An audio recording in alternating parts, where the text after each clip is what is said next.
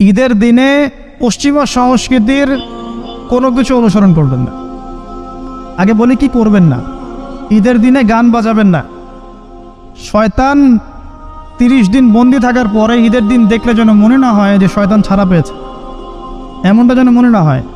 ঈদের তো দরকার নাই। এই চাঁদ রাত বলে একটা কথা আছে না, চাঁদ রাত, আপনারা কি বলেন জানি না, আগের রাত।